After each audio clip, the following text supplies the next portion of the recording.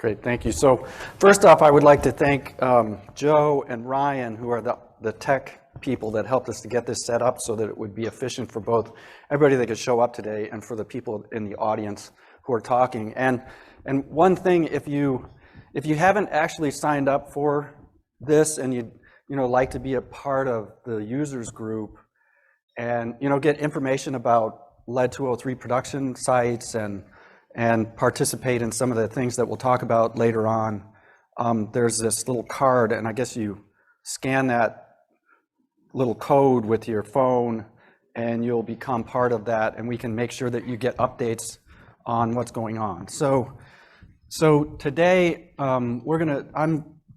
Viewpoint is happy to sponsor this. We're excited about the potential for Lead 203 as a tool that we can use for dosimetry, as a tool that we can use for testing new compounds for Lead 212 therapy, because we believe that there's a real rationale for image-guided Lead 212 receptor-targeted radionuclide therapy for cancer. So today I'm going to talk first to try and sort of tee up the conversation for our guest speakers today. So Stephen Graves is going to talk about Lead 203 as a dosimetry tool for treatment planning, the feasibility of the imaging component of that. Tell us, a little bit about, the potential challenges for Lead 203 as an imaging radioisotope, and I'll talk a little bit about some of the features of Lead 203 that that are advantageous for this kind of pre-therapy work.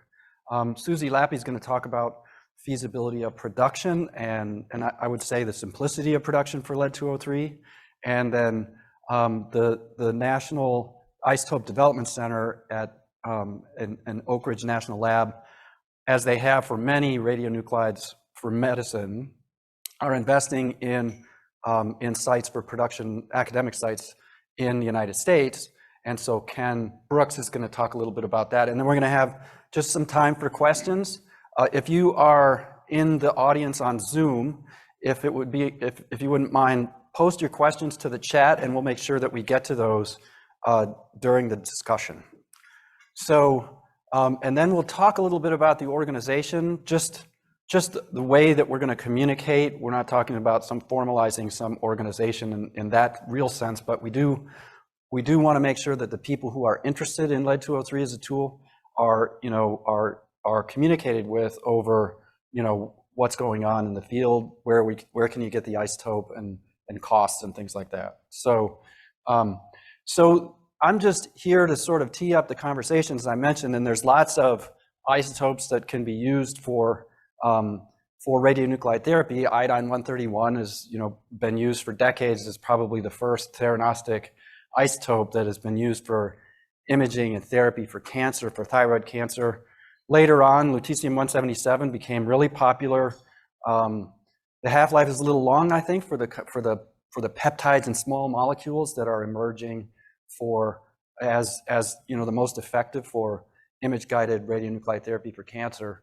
And then that kind of led to the alpha emitters, right? And I think astatine isn't necessarily on this screen, but for me, as I was developing a sense for the radionuclides that I thought were going to be the most effective for cancer treatment, it seemed to me that because these peptides and peptide-like small molecules were emerging as maybe the most advantageous for quickly delivering the dose to the tumor microenvironment and at the same time clearing out of other organs fairly quickly, that an isotope that had a half-life that more accurately matched the PK properties of these molecules would give us the best therapeutic window, the best dose delivery with minimum dose to other organs and tissues. And that led to, my decision to work, almost exclusively with Lead 212. And I'll talk a little bit more about some of the other rationale for that. So in all of that, I think we all remember this image. I think this was the image of the year from 2016 for this meeting. So, we're starting to recognize right around that time, I think, really as a community, that alpha particle therapy had this great potential for delivering, remarkable and sometimes almost complete responses. And so that really added a lot of fuel for alpha emitters as an effective therapy for cancer. And we're learning over time, actinium-225, there's been a lot of work that's been done on it. It certainly has its place in alpha particle therapy for cancer. I think there's some challenges, and I'm going to point out a couple of those that I think as we try to expand the use of these to earlier and earlier indications in cancer patients' journey, as we try to get to phase 3 trials and commercialization, there's some challenges with actinium that I'm going to just point out. It's really meant just as a rationale for why we should be looking seriously at lead-212 and lead-203 as a theranostic pair. So this slide is just kind of showing that lead-212 is certainly potent, and we've seen some other clinical work now that's been done on lead-212 as a therapeutic agent. This is a comparison here of just a study that's ongoing that we have where you can see the difference in tumor response compared to what would be the equivalent of Lutathera in this AR42J mouse model. So there's potential there, and we have a publication that we're getting ready to publish now where we have 7 of 10 complete responses in this very aggressive tumor model. So lead-212 can certainly be potent, and it's got some advantages in terms of having this lead-203 elementally identical surrogate for imaging that can help us in treatment planning. And the other thing that, recognizing the power of alpha particle therapy for cancer, I certainly look very, closely at actinium-225. And in this room, everyone kind of knows what I'm showing here, that, actinium-225 is an alpha emitter. The francium-221 will be, decoupled from the chelator. And so that means that all of the daughters in this decay series, are going to be building up in the solution phase, after the end of synthesis. So this is a graph that kind of shows you what happens in that story. So, within about 4 hours post radiolabeling, you have a significant amount of radioactivity that's built up in that solution that has nothing to do. It's completely decoupled from the agent that you're using to target cancer cells. So that's just something that just always kind of bothered me. You can see that it sort of flattens out here around 4 hours. And that's, really driven by the half-life of bismuth-213, which begets polonium-213, which is an alpha emitter. And the reason why that's, was concerning to me is that, effectively you're delivering, the same level of radioactivity to the body of unlabeled bismuth-213 at 4 hours post-administration. When we're talking about widespread use, centralized or regional distribution of these radionuclide therapies, then that's a potentially unintended dose to the kidneys of the bismuth-213 and polonium-213 that needs to be considered in determining the dosimetry for the radiopharmaceutical that's going to be delivered. So in the case of lead, and I'll talk a little bit more about the difference between what we found with lead-212 and the decay series there compared to that. And so that led me really to this idea of an elementally matched pair of isotopes that could be used for image-guided, dosimetry-based treatment planning for alpha particle therapy in lead-203 and lead-212. So lead-203, which is what we're really gathering here today, and I'm framing up that conversation for us. It's got a 279 keV gamma ray that's imageable, and Stephen's going to talk a little bit about that. It's produced on a cyclotron by pretty straightforward targetry, and Susie Lappy from University of Alabama, Birmingham is going to talk about that today. And it's got a 52-hour half-life. That makes it, as an imaging isotope, pretty convenient for regional or even, centralized manufacturing and distribution for maybe patient selection, for dosimetry purposes in advance of therapy. And so it could be, centrally manufactured final radiopharmaceutical and then distributed continentally pretty easily. So to me, that seemed like it was, sort of ideal for lead-212, which has an 11-hour half-life for regional manufacturing and distribution, and will be particularly effective if you might be able to take care of this, this whole decay series. These alpha particle emitters always have this issue, right? So the therapy is really the rationale for the lead-203. We're here because we think that lead-212 alpha particle therapy can be effective for the treatment of cancer, and we're looking to be able to make real predictions about the dose deposition of the alpha emissions, based on those images from lead-203. That's the real power of it, right? Not only that, biodistribution studies that can be done early on in radiopharmaceutical development, et cetera. But we still have this to contend with, right? So we worked on, a chelator that was designed for lead isotopes, and I won't go into the details for the chemistry there or some of the advantageous properties that this chelator has imparted on the peptides that we developed for this application at the University of Iowa and now at Viewpoint.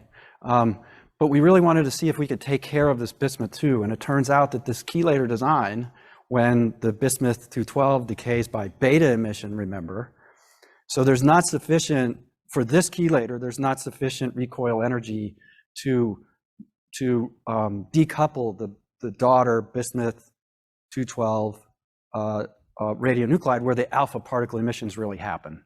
And so that makes for the lead-203 to be an excellent tool for making pretty precise quantitative determinations of what the alpha particle dose deposition is going to be in the body based on the SPECT imaging that Stephen will talk about.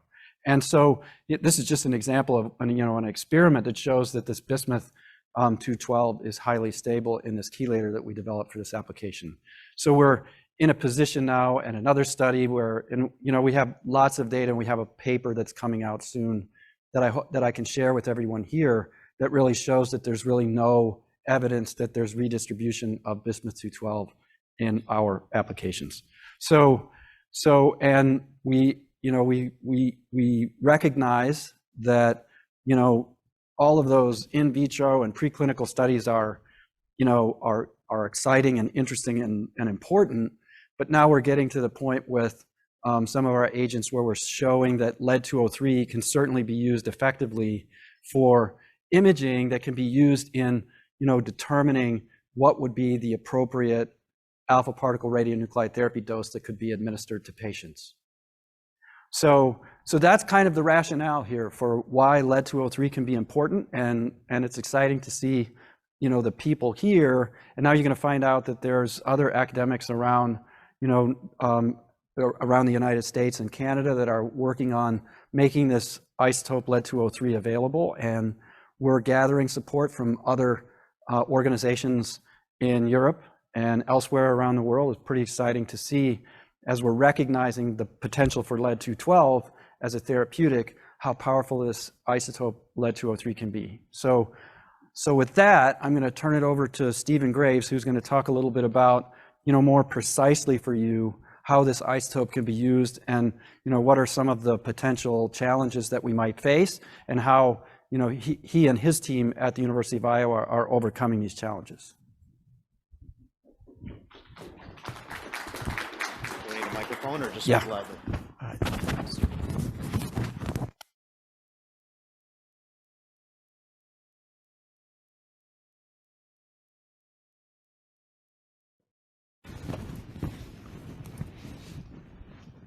Can you hear me okay? So I'm a medical physicist at the University of Iowa. I have worked both in radiation oncology physics as well as nuclear medicine physics. And I'm happy to have been working with Mike on these exciting developments with lead. So I'm going to talk a little bit about, excuse me, predictive dosimetry for lead-203. So these are my disclosures, none of which are relevant to the talk today. So we're going to talk about the rationale, the imaging characteristics of lead-203, imaging time points that one would want to use for predicting the dosimetry of lead-212, and then accounting for daughter bismuth-212 redistribution, which may be a little bit of a controversial topic, but I just want to reassure people that it isn't as big of a problem as some of the old papers seem to suggest. So the rationale is when you have a new therapeutic and you administer it to a bunch of patients, for the same quantity of administered activity, you'll see a really wide range of absorbed doses to organs of interest, the kidneys, the bone marrow, the tumors. When I say wide, I don't mean a factor of 2 or 3, I mean a factor of 10 or 20. In many cases, the tumors can have 200 gray per 10 gigabecquerels versus 2 gray per 10 gigabecquerels. So it really is important to understand that administered activity is not really a good surrogate for therapeutic response. We know that the radiation dose itself is really what drives the biologic action that we're interested in. So with that in mind, dosimetry improves the safety and efficacy by enabling patient-tailored therapy. Every radiation therapy modality that's ever been used, with the exception of radiopharmaceutical therapy, has routinely involved dose calculation and radiation dosimetry. So it seems clear to me that eventually we're going to move in that direction. A lot of people are correct in saying that we have to build the data to support that, but I still think we're going to go in that direction. So we have these great diagnostic surrogates. I mean, PET imaging is wonderful. I'm showing here an image comparing the distribution of gallium dotatate to lutetium dotatate. You have a really nice correlation between the biologic distribution of this PET imaging agent and this lutetium agent that we use for therapy. But patient selection based entirely on gallium-68 PET imaging is not ideal, because you can't really predict with a high degree of confidence what the radiation dose will be from the early 60-minute PET scan. It just turns out that it doesn't correlate that strongly so that it would be useful in an individual patient. So chemically matched pair diagnostic surrogate for doing dosimetry and a therapeutic would be really lovely. So the decay characteristics of lead-203 are shown here. This is a high purity germanium spectrum. You can see that there are some lead X-rays, but primarily of interest is this very abundant 279 keV emission, which is suitable for imaging on a gamma camera with a medium energy or a high energy collimator. The abundance is 81%, which is favorable. I'm just going to show some preclinical imaging data just to show you what the images look like. So this is a good paper from the University of Missouri, and they did a micro Dorenzo phantom, and you can see you can resolve relatively small activity patterns. You can see this moderately sized hind flank tumor and clearly the kidneys with this compound. This is some work out of the University of Colorado, and again, you can see that the preclinical imaging with lead-203 is very nice. Just another example, this is from Dr. Matha and colleagues, and you can see these are existing papers that have been published over the last several years showing the utility of lead-203 for preclinical studies. More recently at Heidelberg, colleagues have been using lead-203 and lead-212 to look at PSMA targeting agents.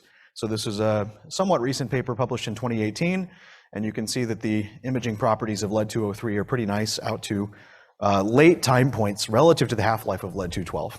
That's sort of the point here. So this is a nice slide that Mike provided, and this is, I presume, a first-in-man image or very close to that. If you want to know more about where this image came from, talk to Mike. But this is a new somatostatin analog that we're excited about using at the University of Iowa, where we have an investigator-initiated phase 1 study where instead of it escalating the administered activity, we're going to escalate the absorbed dose, and we're using the lead-203 to estimate the lead-212 dosimetry. This is just an additional preclinical study at the University of Iowa using lead-203 pentixathur to do predictive dosimetry for lead-212 pentixathur. And these are mice with actually 4 tumors in each mouse, 1 in each primary limb. We have a negative control in this leg and positive expression on these 2 tumors. Okay, so if we want to use lead-203 for dosimetry, what are the things that we need to think about as a field? SPECT scanners are more abundant in the world than PET scanners.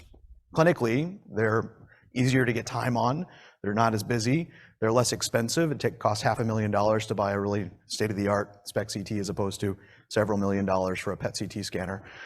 So these technologies are attractive for doing dosimetry for a number of reasons. They're not as good as PET in a number of ways, but for doing whole organ dosimetry in larger tumors, SPECT CT is going to be perfectly adequate.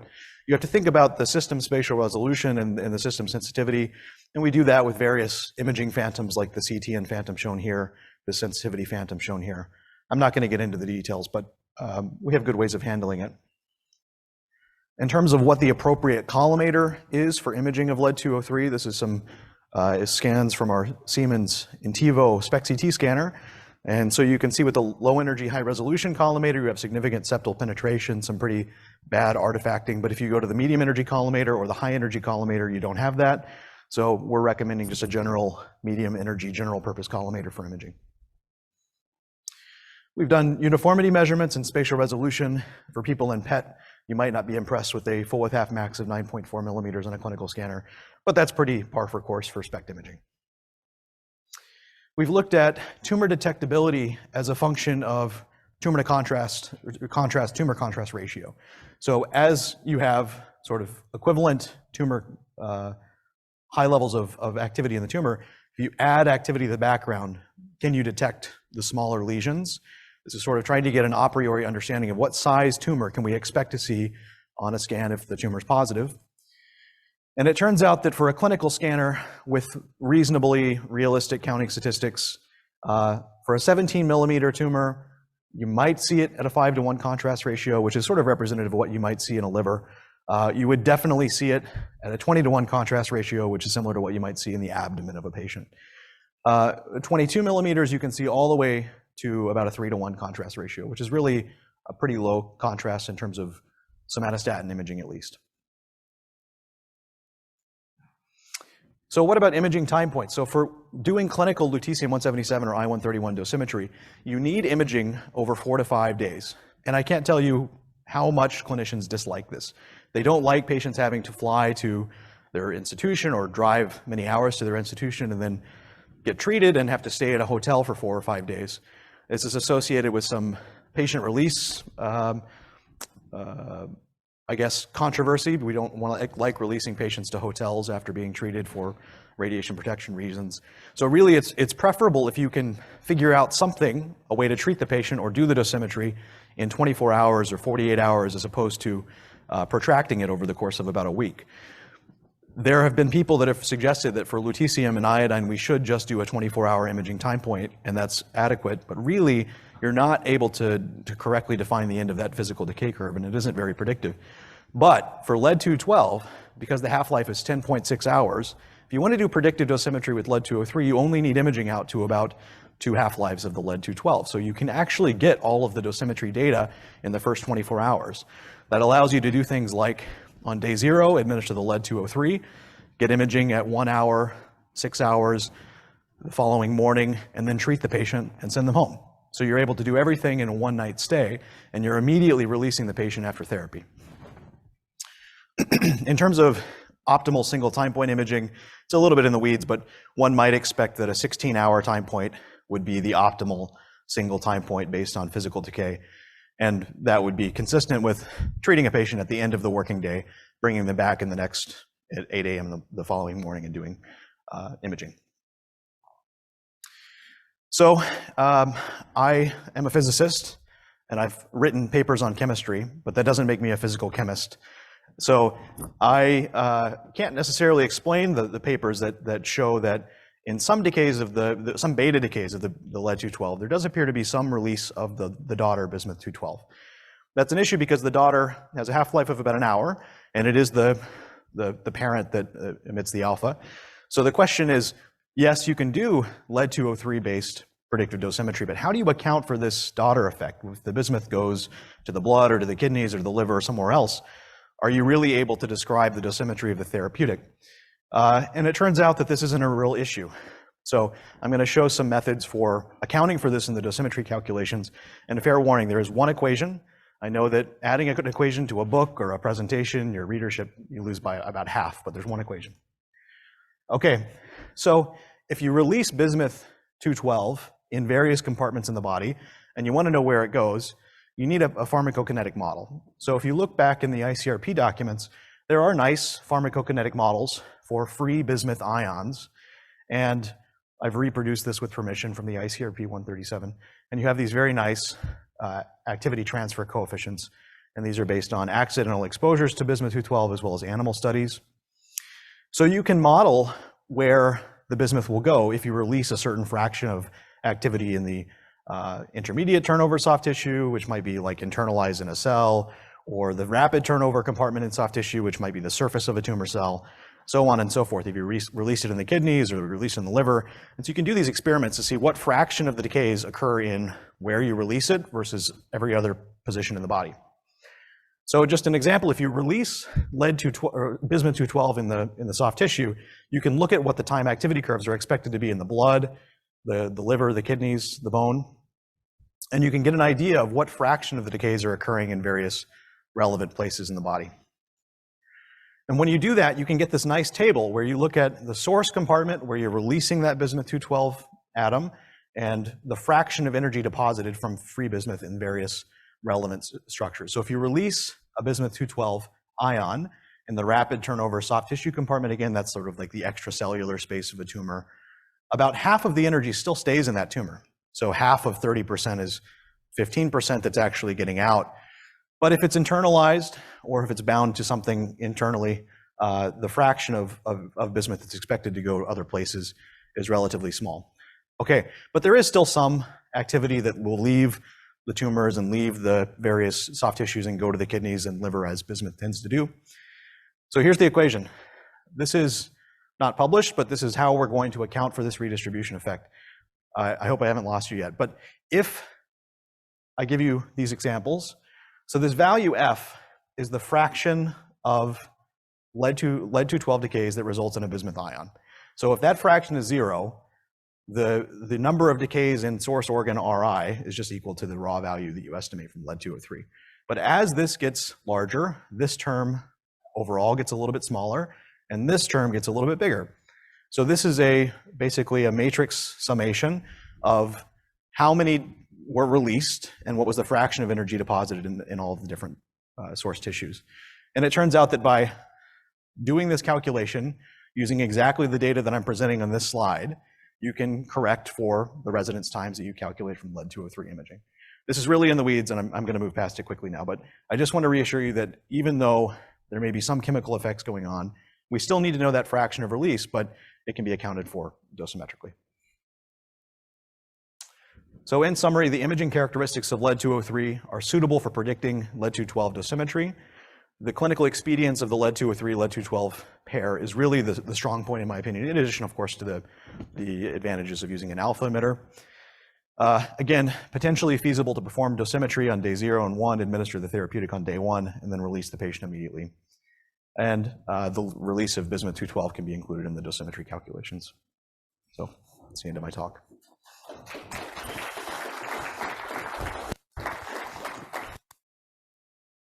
Introduce the next speaker.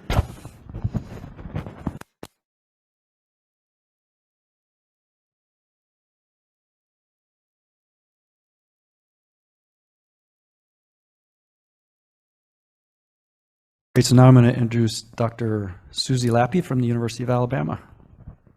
Birmingham.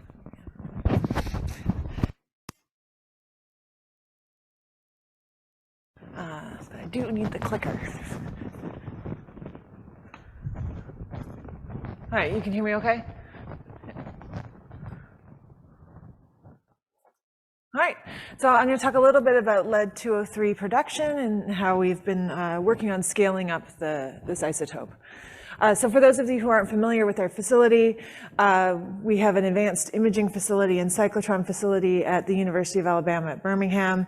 This is centered around an advanced cyclotron systems machine, 15 to 24 MeV protons, which are variable energy, 300 microamps total output. We have extraction ports, and we have the capability to irradiate solid, liquid, and gas targets with 4 beam lines. We've been focusing on lead-203 production, as Mike mentioned, by irradiation of thallium targets. And so natural thallium has thallium-203 and thallium-205. So if you irradiate thallium-203, you can produce lead-203, but you also co-produce lead-201. We are trying to avoid the production of lead-201. It has a half-life of 9.3 hours, but it also decays to thallium-201, which is which would be a long-lived contaminant in our lead-203 production. So we've been moving forward in irradiating thallium-201 targets by this P3N reaction to lead to lead-203, which is the isotope we're all interested in. So this is the production cross-section. So I'm just showing here, this is the orange is the production cross-section for the lead-203, with the blue being for lead-204 and other various contaminants. Most of these other lead contaminants are very short-lived, so by letting the target decay a bit, we can avoid those. And as you can see, the lead-203 production cross-section is very, very high. The thing is, it becomes very high kind of between 17 and 30 MeV. With the 24 MeV machine, we can capture a significant portion of this cross-section, but you do need a relatively high energy cyclotron in order to make this isotope. So Shefali Saini is a graduate student in my group and has been working very hard on trying to develop thallium targets. And so thallium, as you know, is a very toxic metal. So we would prefer not to have pressed powder targets for contamination considerations. And so she's been working on electroplating systems in order to electroplate enriched thallium targets. So she's developed a very nice method where she can electroplate thin layers of thallium on copper coin backings. I'm just showing the copper coin here, and in a 3-hour plating she can get some 50 milligrams. These targets are about this big for reference, and in a 5-hour electroplating run about 100 milligrams. And so really nice work in order to develop the electroplating systems. These targets are irradiated on our cyclotron at 24 MeV, and then we do an ion chromatography separation. A lot of this is based on a recent publication from Triumph that I referenced at the bottom here. So we dissolve our targets in nitric acid with slight heating. We allow the solution to cool, and then we can do ion exchange chromatography. So we load it on a Triscam lead resin. We wash with acid, wash with nitric acid to remove any co-contaminants, and then we can elute our lead in ammonium acetate in order to develop the solution for our following labeling. I show here some high purity germanium spectra. So just showing the dissolved foil and the flow through. This is from a naturally occurring target. We do make a little bit of different isotopes from the copper backing, but those actually co-elute with the thallium. And so when we do our elution in the ammonium acetate, we get very high purity lead isotopes. This is some of our early production runs, just showing the purification with a natural thallium target. So we started at fairly low irradiation. So this is 24 MeV, 5 microamps, 15 minutes at a natural target. And then just showing that we're able to make some 0.5 millicurie of lead-203. We don't lose any of it in the flow through, and then we're able to collect it all in that ammonium acetate fractions. We've been working on moving forward with Viewpoint's help to enrich thallium-205 targets. We are continuing to develop the electroplating system, and we're undergoing testing with increasing current and duration. And so here I'm just showing the amount of lead-203 from a recent run. So we're making somewhere in the 5 to 10 millicurie range, and then also the amount of lead-201 contaminant. And so by carefully tuning the irradiation time and the time that we let the target cool before we do the separation, we're able to minimize that lead-201 co-contaminant. So here you can see we have about 6 millicuries of lead-203 with about 300 microcuries of lead-201. And I think our last run, we're kind of in the 20 millicurie range, and we're continuing to scale up. We're also starting to ship some test batches to Viewpoint and our other collaborators, and we're continuing to scale up this isotope to make it widely available for use for both preclinical and clinical testing. I show here again some of from our recent run with enriched thallium targets. So you can see the dissolved foil where we have the lead-203. We have a small amount of lead-201 as well as a small positron emitter co-contaminant. The flow through is where that thallium target material comes through, and so you can see that we're getting rid of that positron emitter with the flow through. And then our elution and our ammonium acetate is entirely pure lead-203 with a small amount of lead-201. And as I mentioned, we are scaling up these studies and should be, I think, in the 100 millicurie range fairly shortly. So lead-203 can be produced by irradiation of both natural and enriched thallium electroplated targets. The enriched target results in a very high purity lead-203 with this modest 201 co-contamination, and scale-up is underway to support preclinical and clinical studies. And if you're interested in lead-203, I'd be happy to talk to you further. This is acknowledgements from our group working together to bring this isotope online and other isotopes. We are supported by the Department of Energy Isotope Program, and you can come see us at booth 1422 or catch me after this meeting if you want to talk about lead-203 or any other isotopes.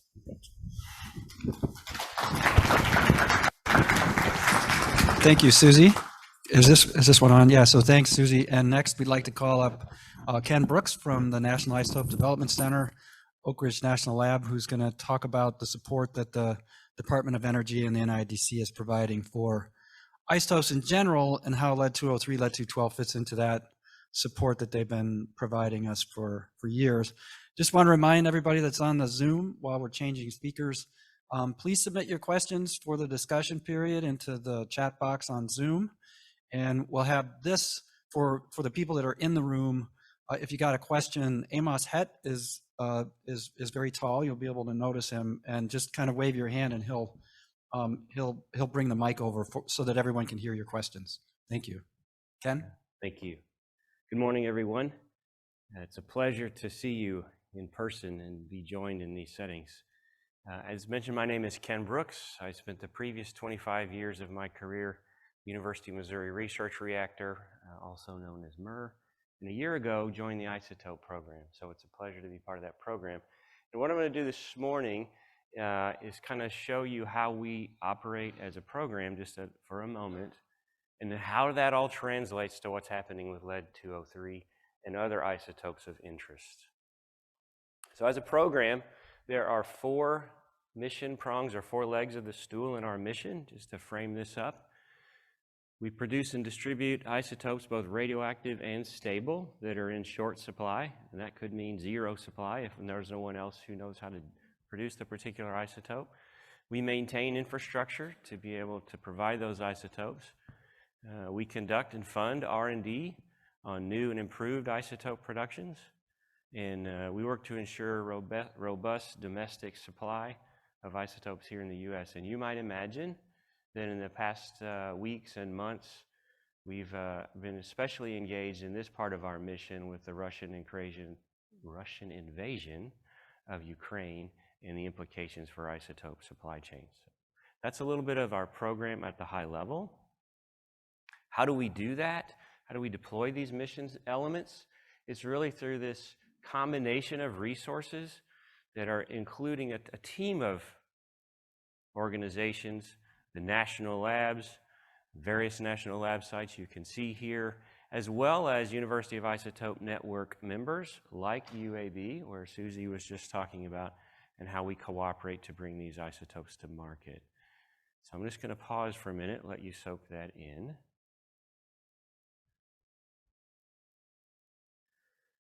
So sometimes federal government agencies can be confusing to those of you who are trying to get what you need, and we want to try to unconfuse or demystify any of that confusion that may exist, because you're really just trying to figure out what do you need, how do you get what you need to advance your research, and we want to make that easier for you. But to frame that, we're located within the Department of Energy Office of Science, and you can see us down here in my red circle. We happen to be SC26 in the event that would ever matter for you. I can hardly imagine.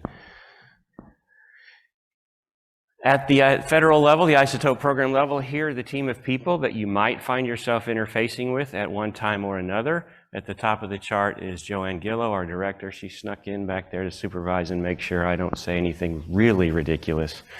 And if so, I'm sure we'll all fix that soon. Now, I don't know how many of you heard the phrase, you can call me what you want, just don't call me late for dinner, right? So I want to make a distinction here that mostly falls into that category. that might help you over time as we go forward. So even like the introduction just now and the intro slide has me as part of the NIDC, that's actually not quite true. So the NIDC is a group of people working at the Oak Ridge site, and they are under the Oak Ridge National Lab site. So these are contractor-run organizations, and the federal programs do the guidance and funding decisions.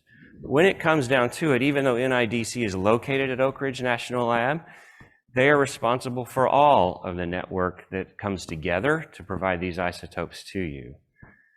Said another way, the NIDC is the business arm of the Department of Energy isotope program.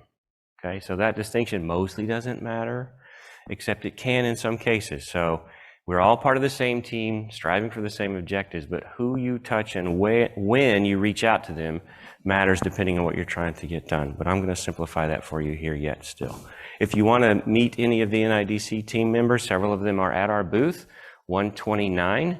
We'd encourage you to stop by. We'd be pleased to visit with you.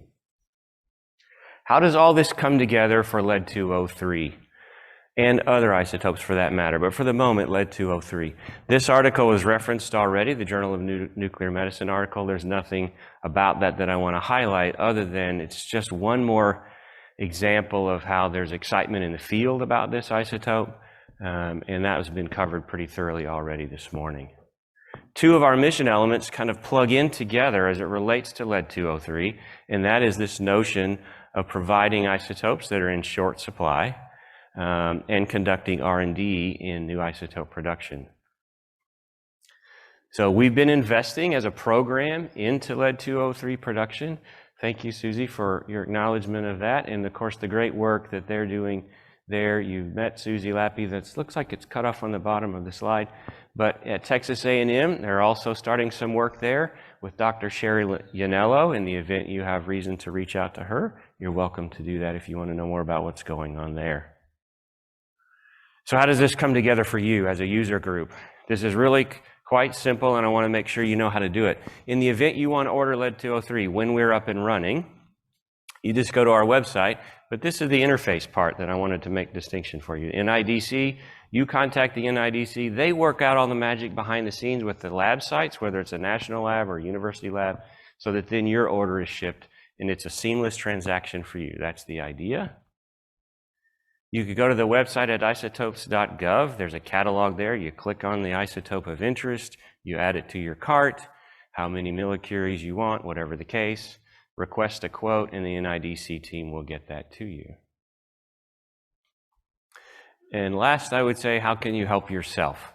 The idea here is if you want to sign up to our listserv, that's an easy process for you. We send out about one email a week, sometimes once every couple of weeks, about isotope availability or other things that are happening in the program. And so we'd be pleased for you to sign up. We will not fill your email box with junk and lots of spam. We just simply do an informative email once every week or two. So that's how you can help yourself along the way. And again, we're at booth 129 if you'd like to come see us. And that's all I have for you this morning. Thank you.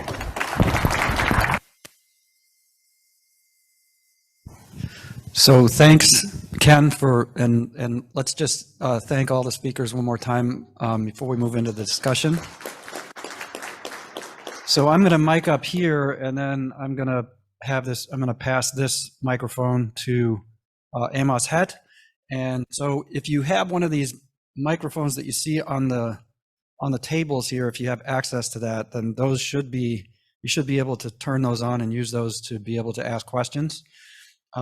Test. Yep, there we go. Good. Okay, great. Thanks, Amos.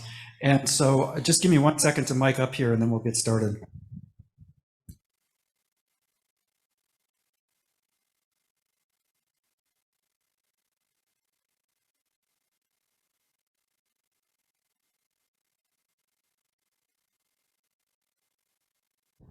Okay, so I think that we started out today with, a little bit of the rationale, lead-212, lead-203, image-guided radionuclide therapy for cancer, and the idea of the potential power of this having an isotope that as Dr. Graves pointed out, could be used as an imaging surrogate that would allow us to be able to make some good determinations of what might be an appropriate dose for the patient for the alpha particle therapy, which we, increasingly are recognizing as the real true next generation of peptide receptor or ligand-guided radionuclide therapy for cancer. So, and we, sort of organizing this group, Viewpoint was happy to sponsor this event, to try and get, to help get people together. You learned about different places in the country where we're having lead-203 being manufactured, and you can contact the NIDC, for the information about when those will be available through their website is something that you can order. But we also wanted to sort of foster some conversations about this, to develop and strengthen the group that is here interested in this isotope and these isotopes for this sort of theranostic paradigm. So, if I think that we're monitoring the chat for questions that come through there, and I'm going to call out Nanette. Do you have access to that, or there's no questions? Okay, so I have the first question that I just kind of wanted to ask is related to Dr. Graves, and I would just appreciate some comments on this, Stephen, on the model that you showed. Really is meant for lead-212 immediately after the radio labeling and immediate purification step is done, and then the drug is administered immediately. But if you have if you have, say, 4 hours or 6 hours from the time of radio labeling to the administration, where if you did have instability of the bismuth to the chelator, then that would be, I think that would be a separate component to the model for the dosimetry, knowing that would go, likely go directly to the kidneys. At least that's what ICRP says and what our data has showed us. And I just wondered if you wouldn't mind commenting on that part of it. So insofar as there are free radiometal contaminants in the radiopharmacy product, the bismuth-212 is not going to be highly dosimetrically relevant. The total number of decays for a given activity is proportionate to the half-life, and so you get 10 decays per microcurie of lead-212 for every 10 decays. For every 1 decay you get with lead bismuth-212. So in terms of the actual impact to the renal dose or the liver dose, I don't think it's going to be significant, even if you allow it to get to saturation. Great, thank you. So I'd like to open it up for questions from the audience. And if you're on the Zoom and you'd like to ask a question through the chat, then we'll call that out. Any questions for any of the speakers? It's all clear. It's clear.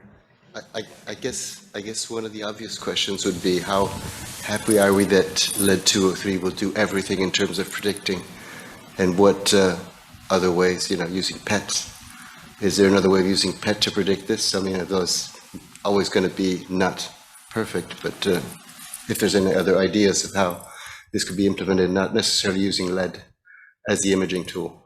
So that's a great question, and that's, I was hoping for that kind of discussion. So I'll give you my thoughts on that. So, the idea here is that, we would like to be able to make some predictive statements about what we think the potential therapeutic outcome could be for a patient who's administered a radiopharmaceutical, just in the same way that a medical physicist will make a treatment plan, based on a PET image and, some other input information for external beam radiation therapy.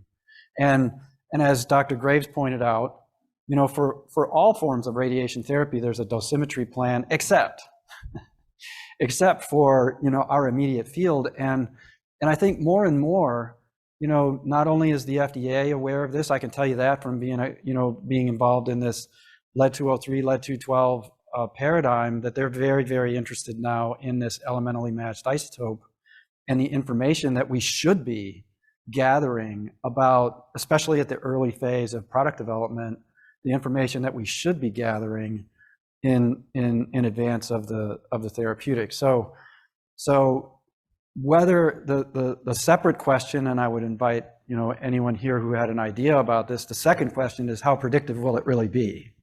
And that's only going to be something that we'll find out, as we get into later stage clinical trials, in which, for example, at University of Iowa, where they're really doubling down on this idea of trying to use that information that comes from the imaging as a surrogate for actual treatment planning in an investigator-initiated project that they have going there. So I'd invite anyone else who has an idea about that. So, Dr. Lappy? Sorry, Mai.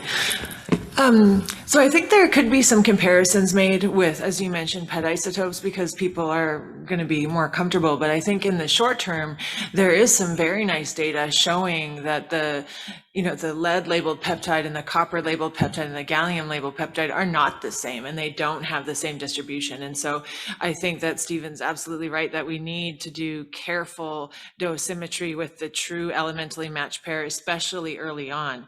As we become more comfortable with these agents and they're all approved, widespread, and we're using them all the time, then there may be shorter lived PET isotopes that we can look at for simply presence or absence of the target if we feel that detailed dosimetry is not necessarily needed because everybody's responding so incredibly well. But in these early stages, I'm a chemist by training, and I absolutely feel that we need to start the conversation and start the studies by looking at the true elementally matched pairs. That's just me. If I can comment as well, I don't see in an American market, lead-203 SPECT being a first-line screening tool for patients who would be eligible for therapy. I think you're going to see that the gallium FAP, gallium PSMA, PYL, dotatate, et cetera, will still be the mainstream for selecting for patients with receptor expression, because it is so exquisitely sensitive for very small lesions that are sub-centimeter. And so the lead-203, in my view, is really a treatment planning tool. Could be a screening tool in practice settings where PET is not available, but that's just my view on things. Great conversation there, and I think Amos has a question. We have a question from Vikas Prasad, who's very knowledgeable about this isotope. Great talk on dosimetry. I think this is for you, Stephen. What is your take on the PBPK model versus mono-exponential fit for calculation of absorbed dose to tumor? I'm not familiar with that acronym. Maybe that's lead PK model? Okay, it sounds like you need to have a chat with Vikas. I'll reach out. I think the pharmacokinetics of the lead are not immediately relevant as long as we have good chelator stability, but I'll try to follow up and understand. Great, thank you. So that's so I can just kind of restate that. And we have an abstract at the World Theranostics Congress on this idea of how, and this is not new, we just had done some studies recently with some agents that we have where we thought maybe it would be nice to have a PET agent. And so we labeled with copper-64, and it changed the biodistribution dramatically. It changed the tumor to kidney ratio by a factor of 5, at 10 hours post-administration. So the reality is that the lead-203 is a really super useful tool, both in the preclinical setting and when it comes down to the dosimetry calculations that should be done prior to, particularly in the early phases of radiopharmaceutical development, it can be a really useful tool for helping us to make decisions on where we should start with doses and things like that. So any other questions in the chat or further discussion on that? So if there's not content questions, I wondered if there's a couple things that I thought would be really interesting for this group to kind of circle the wagons on for the use of these isotopes. One of those would be, we've done this before with NIST, where we've done intercalibration studies for dose calibrators and for other measurements that are going to be associated with the administration of these radiopharmaceuticals. Early on, even in the preclinical stage of development, making sure that we have a tight understanding of the intercomparability of the amounts of radiation that are being delivered by intercalibrating our dose calibrators would be a good idea. And for a relatively small amount of money, we can get Brian Zimmerman and the group in Ionizing Radiation Division Nuclear Medicine Standards Program at NIST to help us with that. And so I just wonder what your thoughts are on, harmonizing that. I know my experience from when I was at NIST, it was surprising the kind of spread on something like yttrium-90 dose calibrator measurements might be from group to group. And these were all reputable groups, but it was surprising what that spread could be because, the dial settings that, and I guess I'm giving away my age here on the dial setting for a dose calibrator, but the dial settings, from the manufacturer are not necessarily correct, and they can be off, for an individual dose calibrated by quite a bit. So I was wondering if there's, if you have any thoughts on that. I think that would be one thing that we could organize around to make sure that everyone's measuring from the same NIST standard. And that can help us as we all get closer to, regulatory submissions to have this NIST data behind what we're stating as the activity with, an unbroken chain of measurements with, stated uncertainties, right? So what's your thoughts on that? And Stephen might also comment on this. So there is a working group at SNMMI that's actually focused on a radiopharmaceutical true calibration consortium, and we and University of Iowa are part of that. And the goal was to look at isotopes that are, emerging and try and cross-calibrate with NIST standards and carefully calibrated high purity germanium detectors and get sort of a secondary group of people that could help us help with true calibration of dose calibrators. And I know John Sunderland is kind of leading this charge, and Stephen's been heavily involved, so I'll point at him to elaborate. I think we have the benefit in this case that a NIST primary measurement's already been made, and so to have a NIST standard prepared is on the order of maybe 10K or something like that, whereas opposed to something like actinium where you need to commission a primary measurement from scratch takes 18 months and 100K or more. And so I think, I think that this could be an opportunity to both bolster this secondary calibration network idea, at the same time look at a bunch of different dose calibrators and look at the response.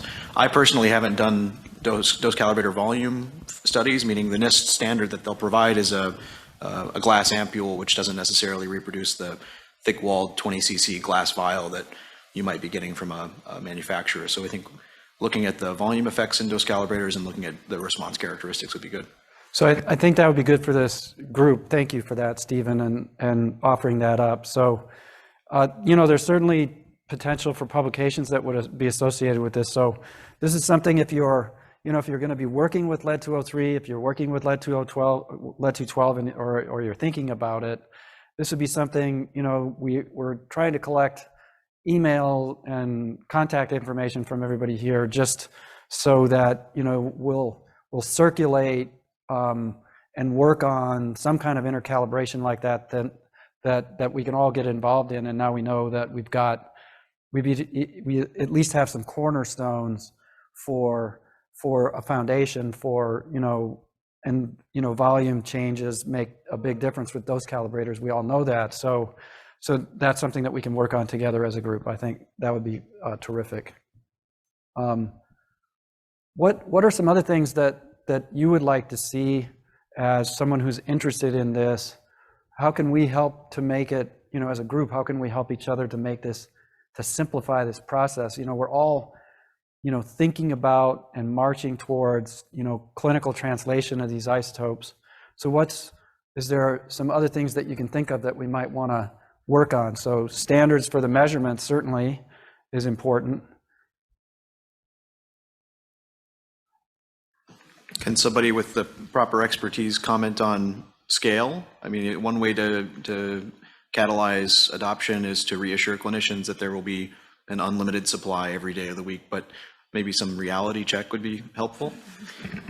So that's a great question, and that's, part of the reason for this group is to stimulate this conversation, recognizing the potential for this isotope pair for image-guided receptor-targeted radionuclide therapy for cancer. So there is some burgeoning interest. We have Dr. Lappy and the group at University of Alabama, Birmingham, is certainly scaling up to levels that are, going to be clinically relevant soon. We also have Frank Wust at University of Alberta here in Canada, who is right now, manufacturing on a regular basis at the, 200, 250 millicuries with a pretty flexible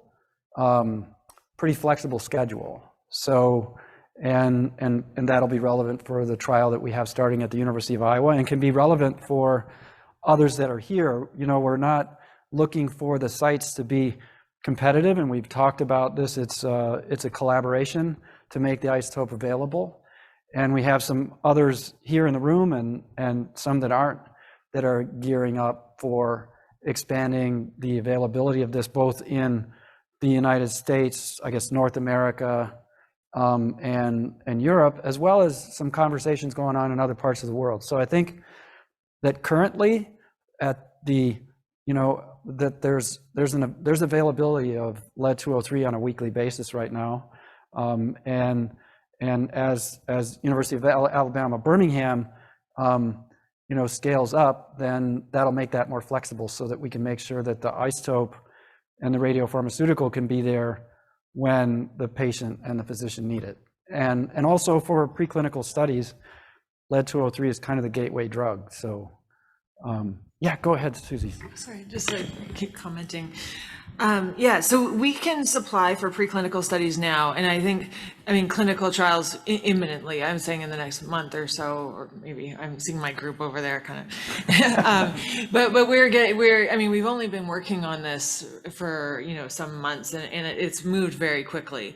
If the need was there, where we did move to people needed curies, I think that the technology is transferable. The coin targets are available in a number of machines, and there are other sites that we could approach to bring on, especially, and I think there are industry partners that would be interested if we did get to there's a need for curie amounts. I think that the target tree and the separation is pretty transferable to companies that are doing similar things in this space. So I'm less worried about scale up with this than I am about some other things. That's great. And I guess that kind of leads to the discussion, right? Lead-203 is the gateway drug for lead-212 therapies. And lead-212 has been available through the Department of Energy for decades. And so there's access to lead-212 through the Department of Energy and also through Viewpoint. We've been seeing a market increase and are taking calls all the time about lead-212 generators. And I can say that we've scaled our manufacturing to levels that are clinically relevant, and we have gotten a safe to proceed from the FDA for a clinical trial using our generator. So we've got a technology that's ready for prime time. And so if you really truly are interested in lead-212 and lead-212 generators in this paradigm, then just come see us at the booth or talk to me after this meeting, and we'll be happy to talk with you about what you're doing. Yes, Ramit. I think once we are going to use SPECT imaging data for dosimetry, it would be good to have some kind of a standardization process for image acquisition and reconstruction across different vendors. So any standardization there, like doing some kind of a phantom study across vendors and across sites, could be a good idea to share data and to demonstrate that we are able to do dosimetry in a quantitative way. I think that is a great comment, and I wanted to talk about harmonization of the image acquisition and parameters to help us early on. I know when we started the myself and colleagues at University of Iowa started the Gallium-68 users group meeting way back in 2010. And, so from, I would say from beginning to image acquisition, if you have questions about how to handle the isotopes, that's something that we can really help you with, the chemistry aspects of that. But I think that one thing that this group could really do for each other in being interested in this is gather the right people together. And so I would say that maybe that's an initiative that is super important for helping everyone to be able to enter the clinic and then go from phase 1 to multi-site 2-3 trials in a way where we're harmonizing the image acquisition and the data that's collected. So that's a great comment.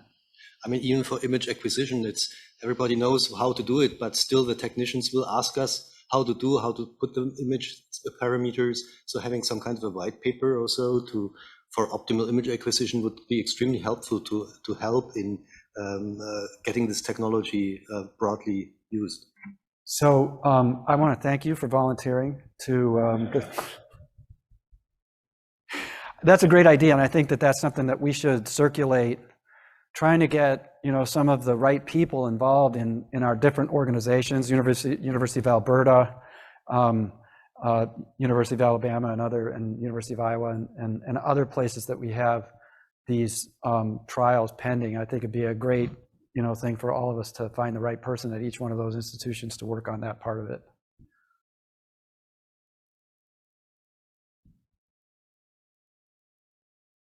We've got about 5 minutes left, so okay. We do have another question from Vikas. It's a long one. I suspect there's a PhD in this somewhere.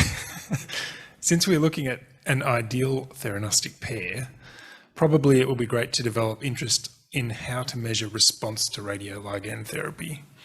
Two-dimensional measurements on CT or MRI are not truly representative of response. Tumor absorbed dose has shown little correlation to the response measured on CT and MRI. Probably Viewpoint can help form a group. For example, by trying to develop concept on how to measure linear energy transfer by combining PET and CT parameters. I think wow. So let me see if I could, first of all, to unpack that, this is Dr. Vikas Prasad, formerly of University of Ulm in Germany, who is now joining the faculty at WashU in the United States. And we want to thank Dr. Prasad for agreeing to be the leader of this group that's going to explore this new question. So thank you, Vikas. We're happy to have you on board. So I want to thank everyone today for coming and showing your support for this idea. We're getting some momentum here, and I think there's a real rationale for it. As I pointed out earlier, this is an isotope pair that can really help cancer patients. And we just want to thank you all for coming today. And if you have anything else that you'd like to add, we'll be circulating some messages to the group that to sort of try and make this a cohesive group of people that's moving in the same direction.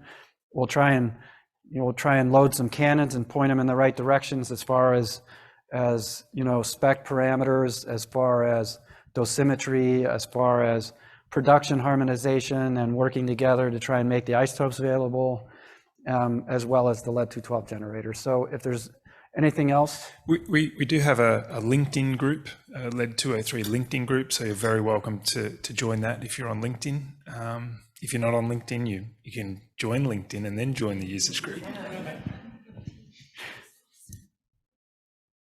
If that's it, I just want to thank everyone just one more time for the speakers and have a great rest of your conference. Thank you.